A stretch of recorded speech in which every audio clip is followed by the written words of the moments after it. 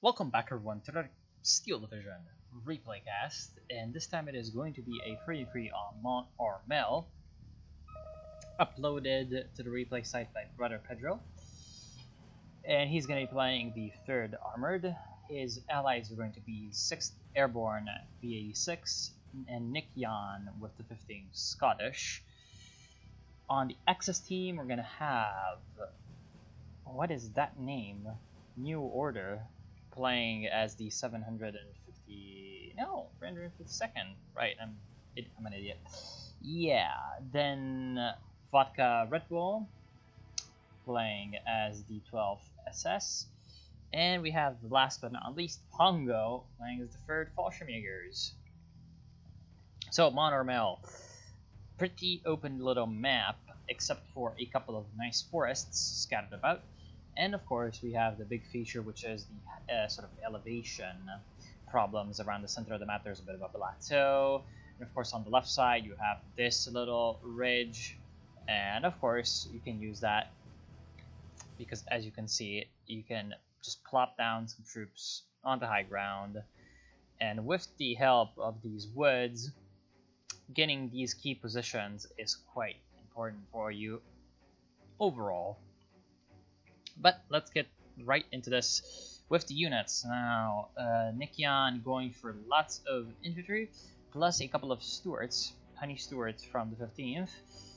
Looks like a fair few more sort of infantry and support units. Also Churchill 5, which has the, I believe it's only got the HE one, right? Yeah, it's only got the HE howitzer.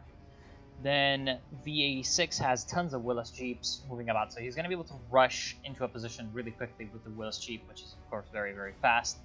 Problem is, it seems like he's lacking in light vehicles except for a Tetrarch Little John, so he might get overwhelmed by the 222s of Vodka Red Bull.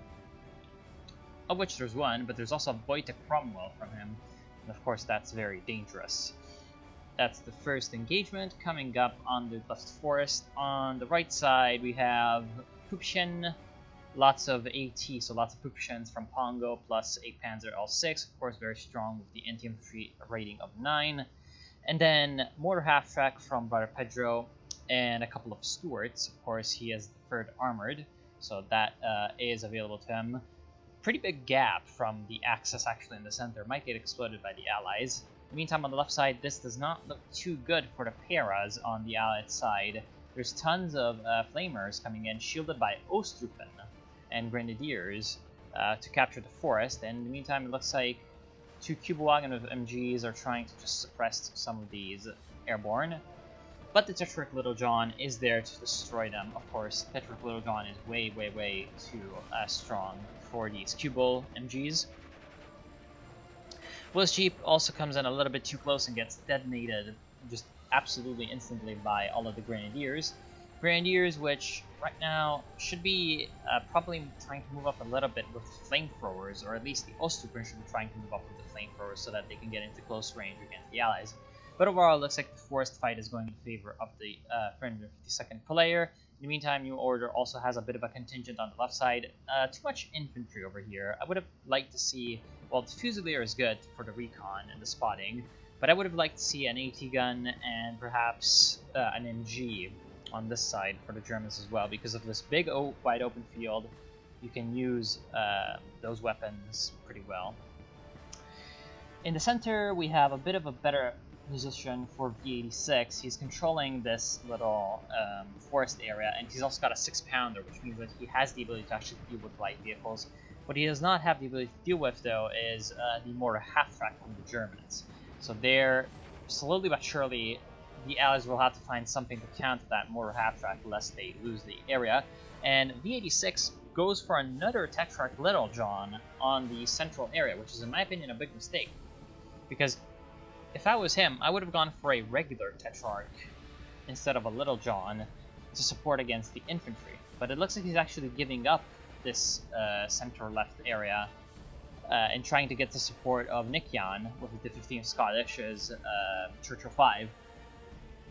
Because he's sending the Little John actually to the center to help out against the half-tracks and maybe against the Command Panzer 2C. On the right side, Brother Pedro's doing pretty damn decently. The problem is this 81mm mortar from Pongo has been able to pin down, looks like, most of his infantry. One of the Stuarts went down to the Pupshin. The other Stuart managed to hide behind a house. Very good job using the terrain by Brother Pedro. And, ooh, there goes the Panzer L6, actually destroyed by the armored riflemen that were waiting in ambush. That was definitely a little reckless by the German player, because he knew that there was some kind of unit from the bulge in the front line in the area, and he failed to actually use it correctly. Also, more half-track from the Allies, the M21 HMC, or MMC, destroying the Pupshin, allowing the Stuart to advance very aggressively, firing on the move against the Jaegers. And of course, there's an LG-40, which is a bit of a lighter AT weapon for the Germans, which needs to set up and fire at the Stuart. Although it may not have the line of sight. No, it does have the line of sight. Why is it not trying to shoot at the Stuart? The Stuart is even showing the rear armor. In the meantime, Brother Pedro is bringing up the half-track to have some additional support from the MG of the half-track, and the Stuart actually forces the surrender of the mortar. So good job with the Stuart. And here comes the shots from the LG-40, but it's a little bit too late. It bounces off the frontal armor because the Stuart has now had the time to turn, and the Stuart fires and focuses down the LG-40. There's another LG-40 that's being brought in, but without Pupshins or something like 37mm with the, discarding Sabo ammunition. I think that the Stuart is going to be able to run rampant, especially with some more reinforcement coming in. Another M3 half-tracks plus a command Stuart. Of course, two very, very good purchases by Brother Pedro to just keep up the push. Two very aggressive little units. I'm guessing there's going to be armored riflemen inside of this M3 half-track, so a very nice infantry unit. Not on par with the Fallschirmjägers, but definitely able to do its job. On the left side, the Germans, as you can see, due to their lack of AT, are now being completely destroyed.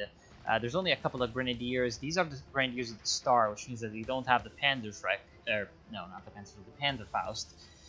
So, of course, Honey Stuart can just come in along with the command Universal Carrier to just pin down all the units. And perhaps if I was Mr. Nikyan, I would just be charging in to try to get the surrender. Yeah, here we go. Very good job. Getting the surrender of all these Grenadiers is quite important. There is the answer from the Germans, which is this Befehlspanzer Free, which can, of course, deal with the Honey Stuart. Gets an ambush shot off. Stuart should be definitely trying to escape on the other side of the trees, which manages to do, but we'll see if it can catch the Panzer Free in some kind of ambush.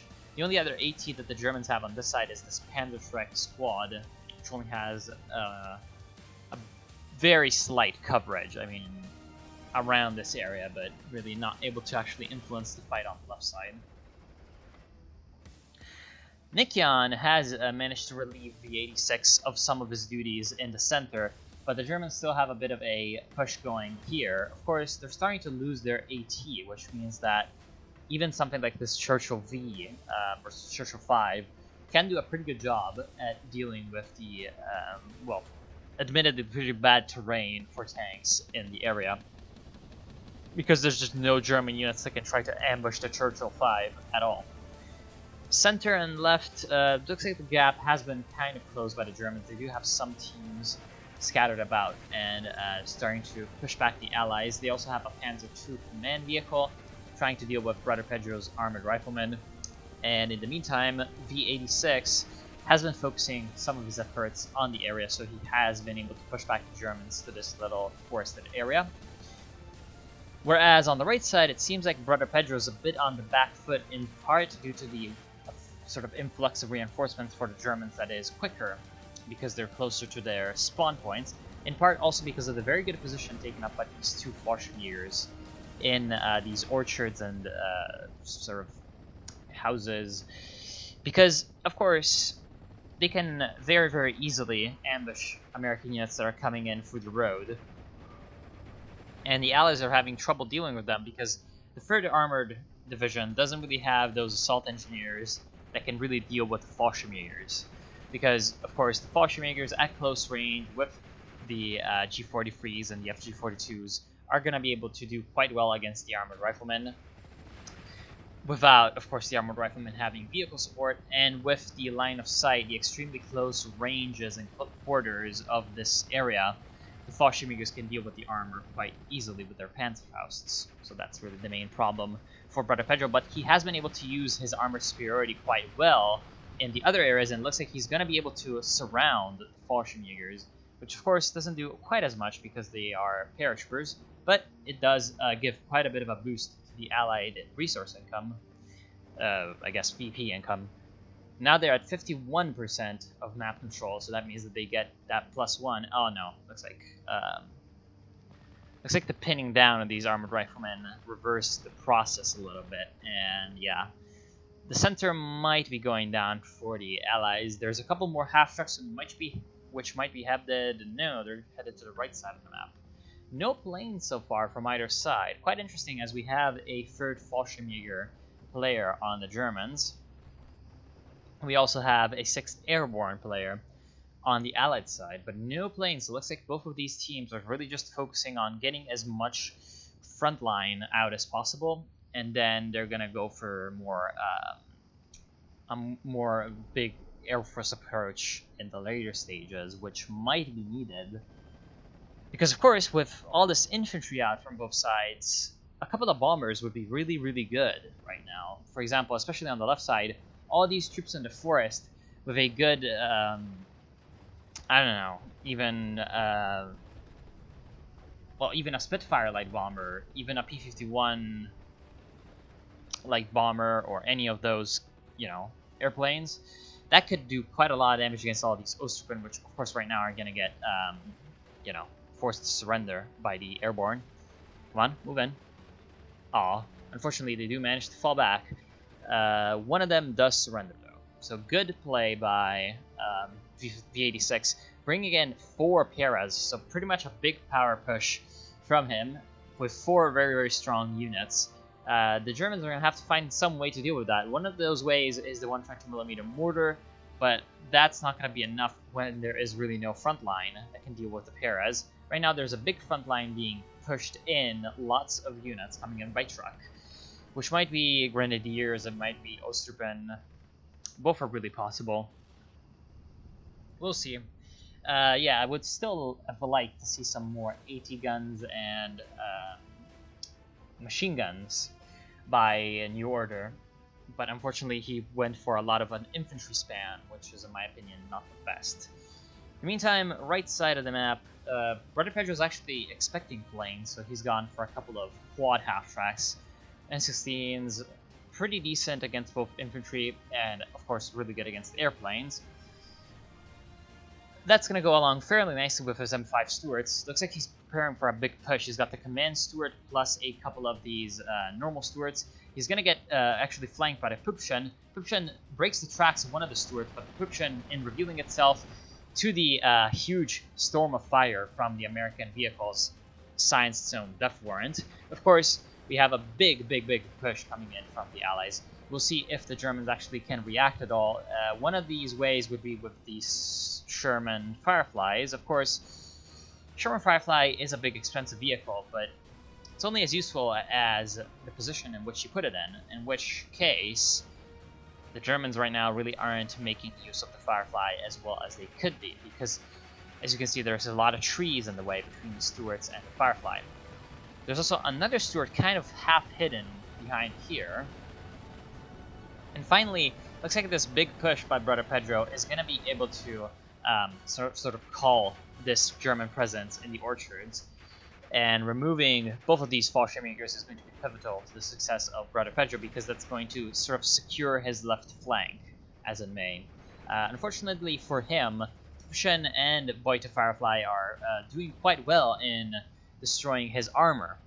Yeah, as you can see, the Fallschirmjägers are also destroying the vehicles that are braving the orchards.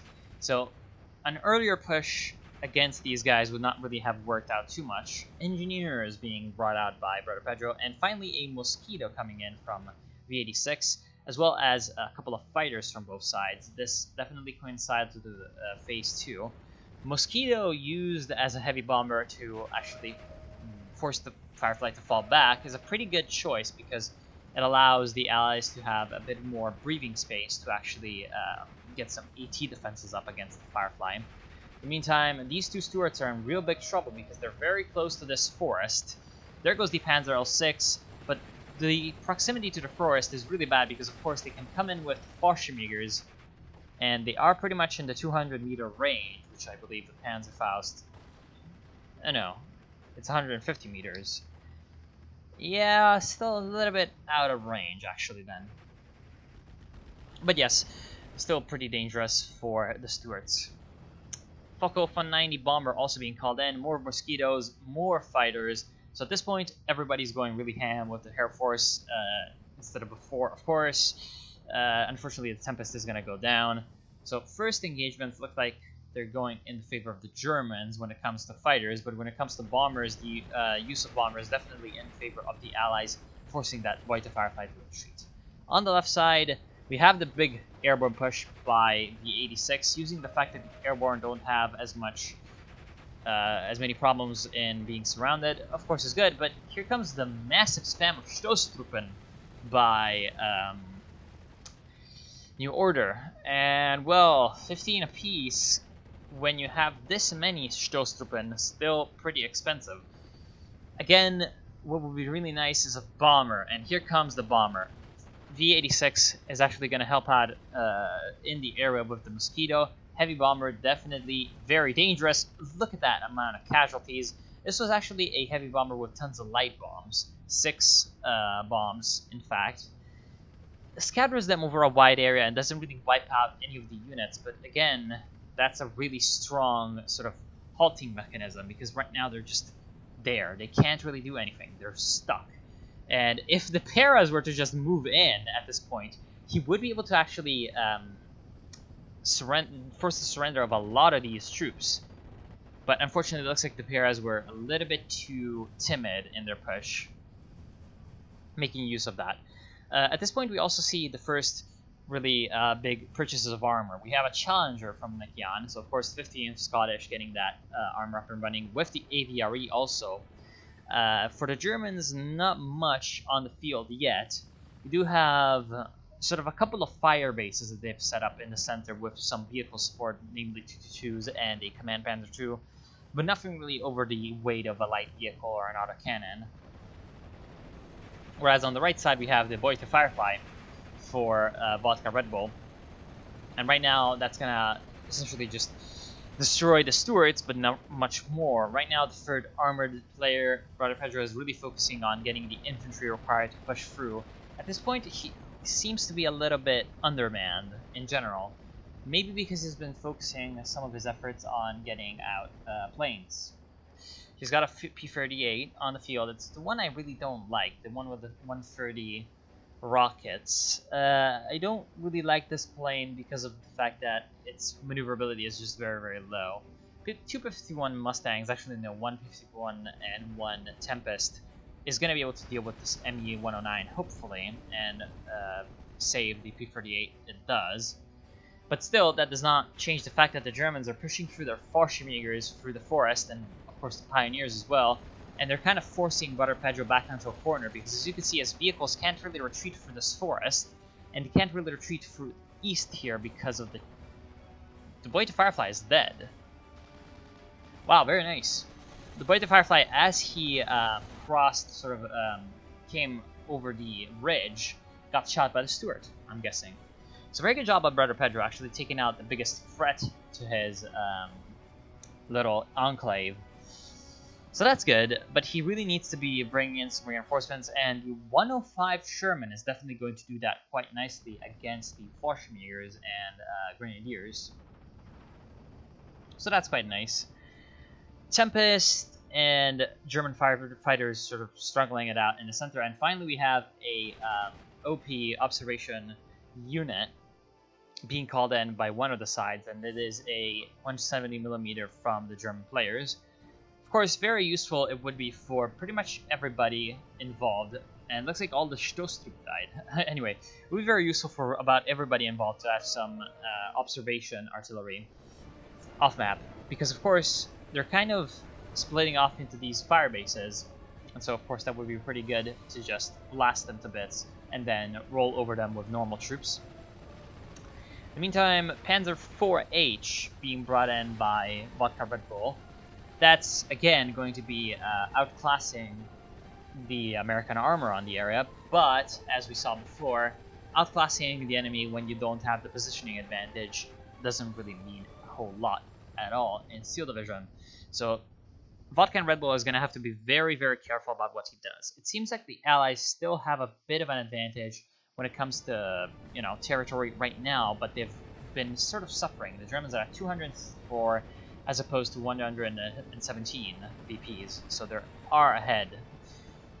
Bomber run from the Germans actually takes out 2 infantry units from the Allies and forces the Stuart to retreat. The bombers, however, might get... no. Mustangs make the decision to retreat in the face of this Flak 36, and also probably German air answers. In the meantime, we have a time on target coming in from that 107mm. I hope that New Order didn't really get this thing spotted. I hope that he was very stealthy about this so that the Allies don't really have time to escape, and it doesn't really look like it. The fire line from the Allies is definitely very vulnerable to what the Germans are calling down on them, and this could be the end of the British presence on the left side, except for these 2 Crocs.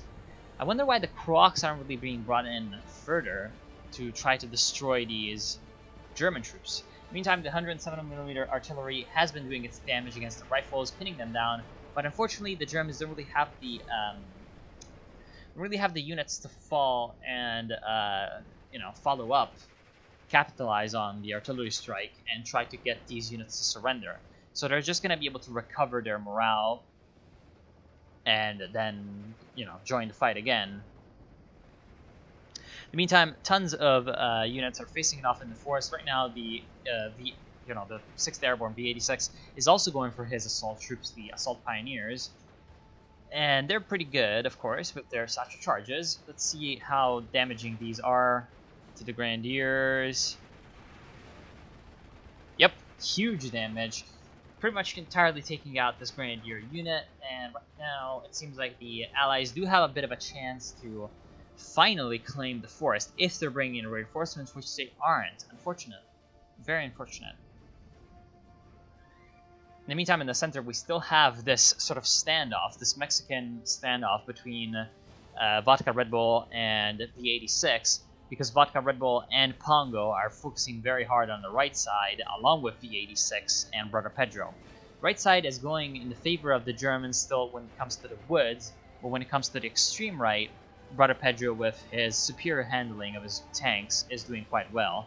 As M3-105 has been able to survive the Panzer IV Befehlspanzer, so the Command Panzer IV has been heavily damaged, and its transmission is damaged. Of course, he's also got some very low morale, so something happened to it.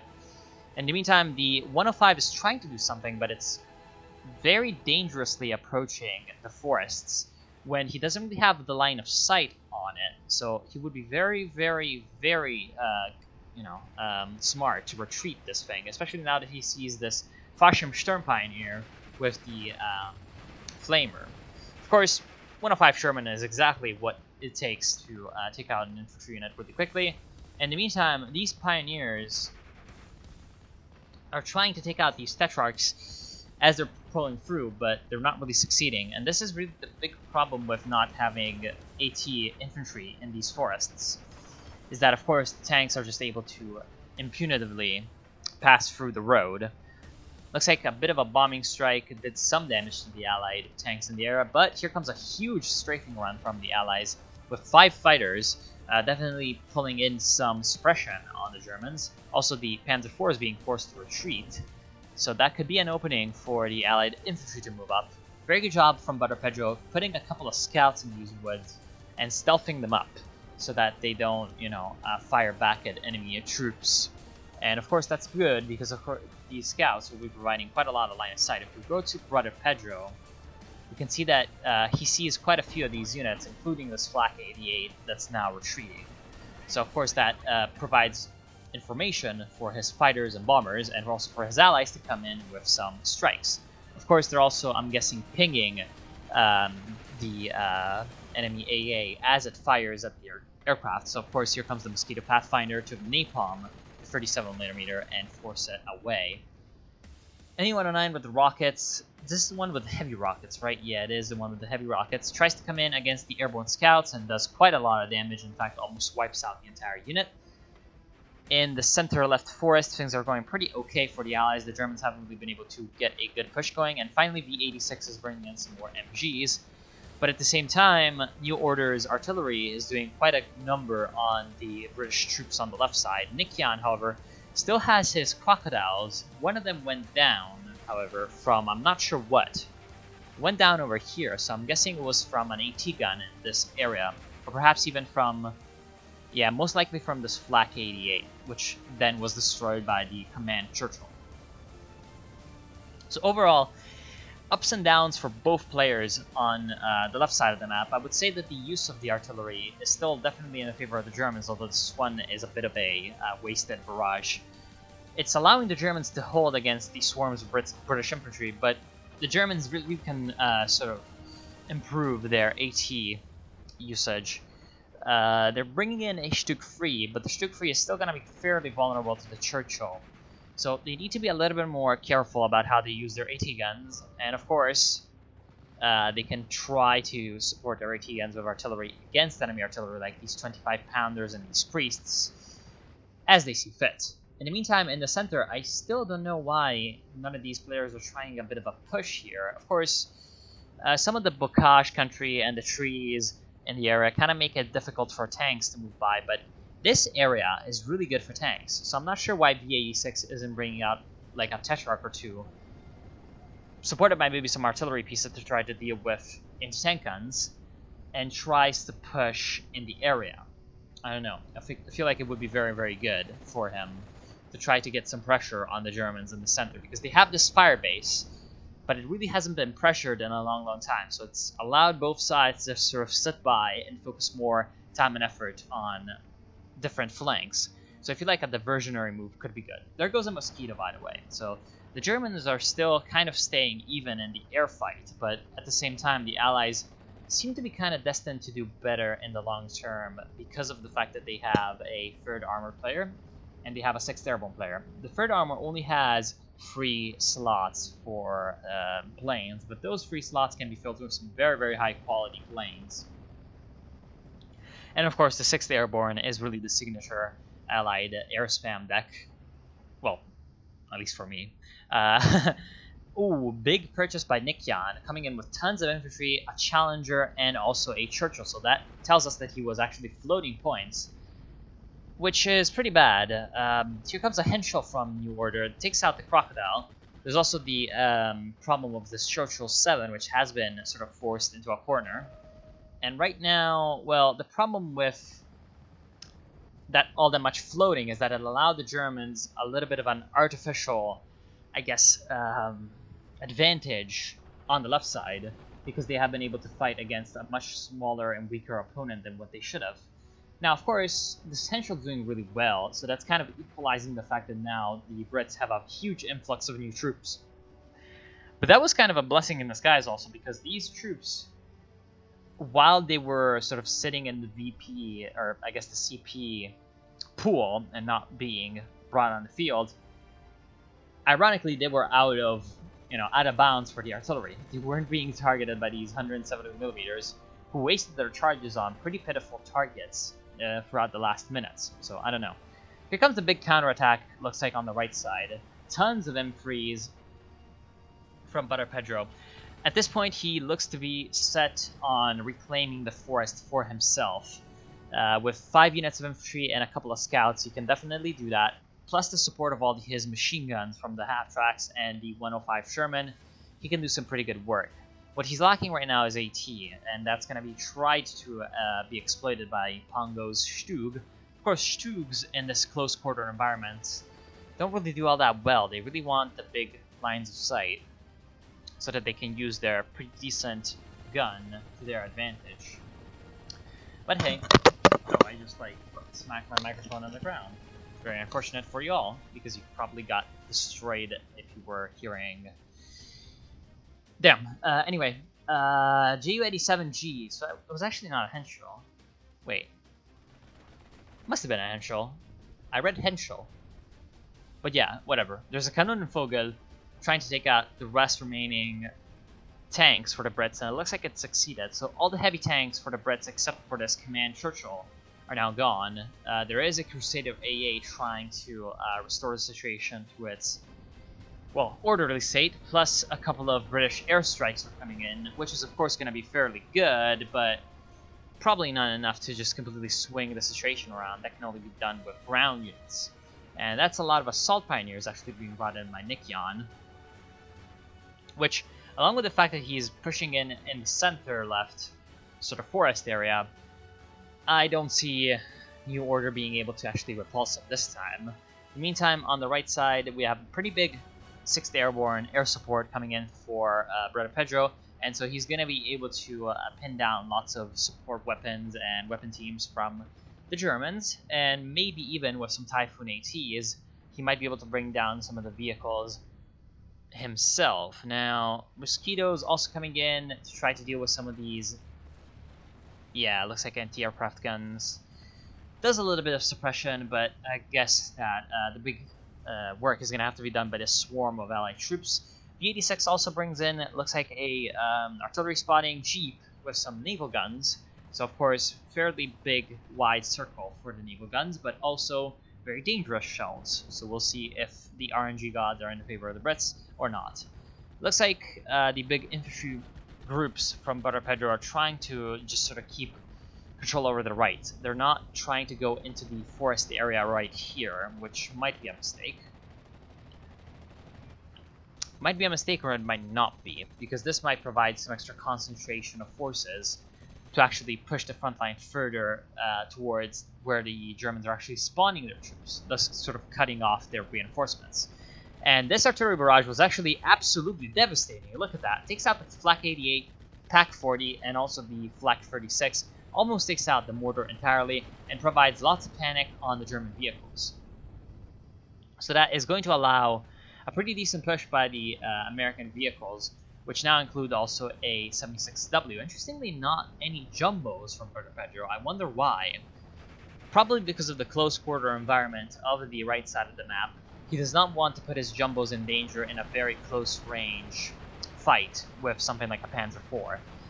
Instead, he's going to go for some extra, M4A3 76 Shermans, so that he can try to destroy the enemy panzers with a little bit more success. In the meantime, on the left side, we have a pretty huge troop influx from the Brits, coming in with two 2-inch carriers and a couple of Wolverines. Of course, it's going to be fairly good against both infantry with the mortars and vehicles with the Wolverines.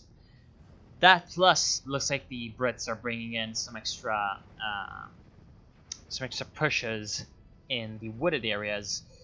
Yeah, I'm still thinking that the Germans on the left side are not doing all that well. As well as on the right side, it seems like Brother Pedro is doing quite well against Vodka Red Bull's 12th SS, which is surprising because, of course, the 12th SS is very, very strong in the late game. Both of the Panzer IVs did go down, partially in thanks to the fact that they were already panicked by the artillery barrages and the 105 Sherman. So very good job to the 76mm Sherman following up on the panic of the Panzer IVs, and right now this is not a good situation for the Germans because they're being pushed right back to, again, the area where their reinforcements are coming in, which is this road.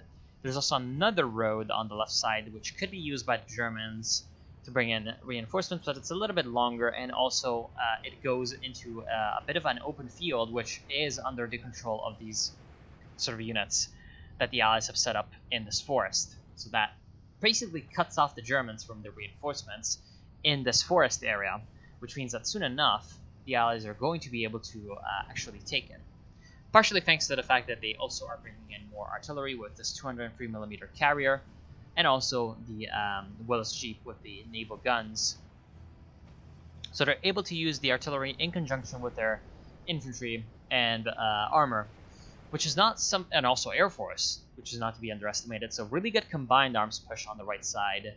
Much better than what the Germans were able to mount on the left side, it seems. The Germans were able to use their artillery and infantry quite well, but they didn't really have the support. Well, they also used their airplanes much better than they did their infantry, to be completely honest. but they weren't really able to coordinate those arms together, and especially getting in armored support was difficult for them because the New Order has the 352nd Infantry. So he's got problems with availability of armor. He's really got only assault guns and really light tanks like this L6. So he has been sort of starved of armored support, and he hasn't been able to use his infantry effectively because of that. So his successes in using artillery and airstrikes was really for nothing because he didn't have the boots on the ground. So at some point, the Brits were just able to just overwhelm them once the sort of influx of troops was superior to the damage that the artillery and airstrikes could do. Whereas on the right side, as you can see, whenever an artillery barrage or an airstrike falls in and the Allies sort of smell weakness, they immediately push in with their vehicles and do some damage. As you can see, this huge bombardment also very well directed against areas of the terrain where the Germans could be sort of planting down defenses in a more sort of nasty way, because if you notice where they plop down the artillery, it's where they don't, see. Because they could have plopped down artillery against these woods, but against these woods they have a pretty good line of fire from this sort of side. Whereas against troops hiding out here, they can't really move in too close because they would have gotten destroyed. So that's a very, very good using the artillery to take out enemy troops where their conventional troops can't reach. So that's a nice little complementary action, I guess you could say. And finally, it looks like the forest, which was a thorn in the Allied side for basically the entire game, has been taken out. Right now, also, the German artillery is falling. The Germans are bringing in another desperate last sort of push to try to deal with the Allied presence in the area, but that's really not enough. Here comes another artillery strike, takes out the Flak 88.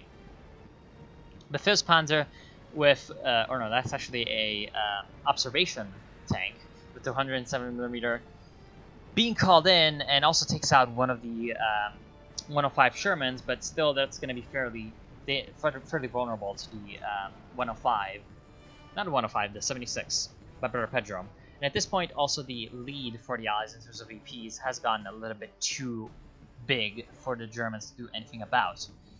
The Allies are at 900 and we're at 40 to 43 minutes, so I'm guessing that with 3 minutes remaining, as you can see up here, the Germans really can't get 900 points back. Still, the low amount of points just sort of, I guess, points to how close the game was, and how, I guess, the superior Allied push in the air where they had 2 players was, of course, more important to where the Germans were doing well, which was where they only had 1 player. Plus, of course, on the right side, both Brother Pedro and V86 were able to very nicely coordinate with each other, much better than Vodka, Red Bull, and Pongo were able to do.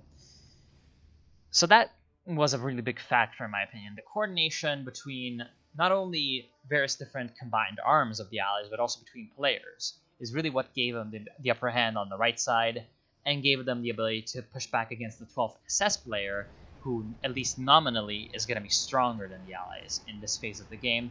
Finally, the Germans bring in some substantial artillery on this area, and as you can see, it's very effective. Pushes back quite a lot of troops from Brother Pedro, but it's a little bit too late. The Germans relied a lot on infantry and vehicles for a long portion of the game.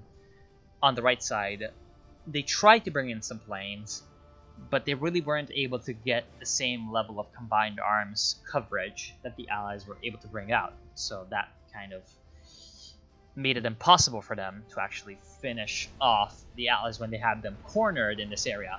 A nice artillery strike when Brother Pedro has all of his troops basically cornered into this little position would have been absolutely devastating. Whereas the Germans really just tried to bring in a couple of Stugs, they tried to bring in the Firefly, they tried to bring in a couple of Panzer IVs, and that was not enough. So yeah, this is going to be the end of the replay. Looking at units that did very well, of course the Command Stuarts and the 105.